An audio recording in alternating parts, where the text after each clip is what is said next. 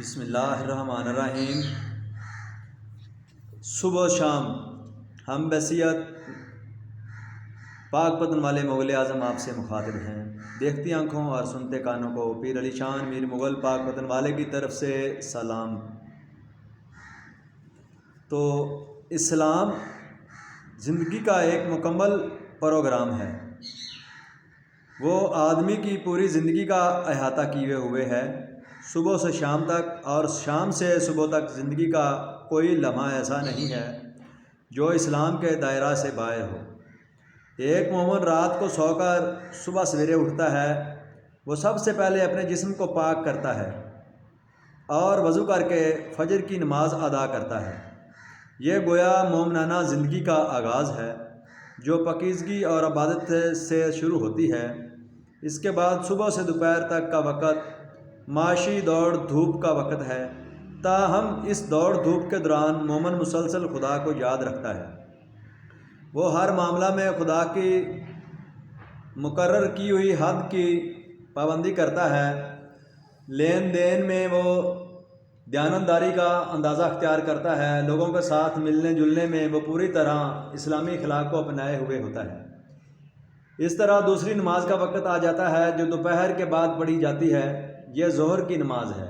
ظہر کی نماز کی صورت میں وہ اللہ سے اپنے تعلق کو سر نو زندہ کرتا ہے، اپنے جسم اور اپنے روح کو وہ پاک کر کے دوبارہ زندگی کی جدوجہد میں شریک ہو جاتا ہے۔ وہ ایک بااصول انسان کی مانند اپنی سرگرمیوں میں مصروف ہو جاتا ہے، یہاں تک کہ تیسری نماز کا وقت آ جاتا ہے جس کو عصر کی نماز کہا جاتا ہے۔ اب وہ پھر نماز کی طرف رجوع کرتا ہے، وہ پھر خدا کی رحمتوں میں سے اپنا حصہ لیتا ہے تاکہ اگلے مرحلہ میں وہ اس کے کام آ سکے۔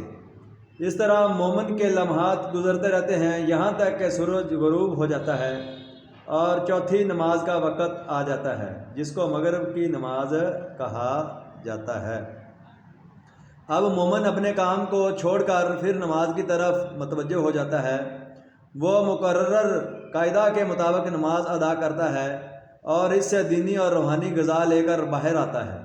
اس کے بعد وہ نماز سے حاصل کیے ہوئے دینی ذہن کے تحت اپنی ضروریات پوری کرتا رہتا ہے، یہاں تک کہ پانچویں نماز کا وقت آ جاتا ہے جس کو عشاء کی نماز کہا جاتا ہے۔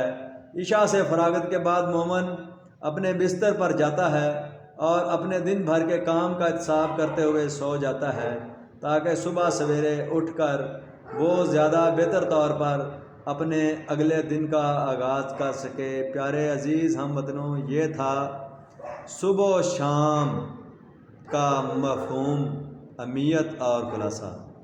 امید ہے آپ کو ویڈیو اچھی لگی ہوگی۔ ہماری ویڈیو کو شیئر کر دیں اور اگر آپ ہمارے یوٹیوب چینل پر نئے آئے ہیں تو ہمارے یوٹیوب چینل کو سبسکرائب کر لیں۔ اللہ تعالی ہمیں صراط مستقیم پر چلنے کی توفیق عطا فرمائے۔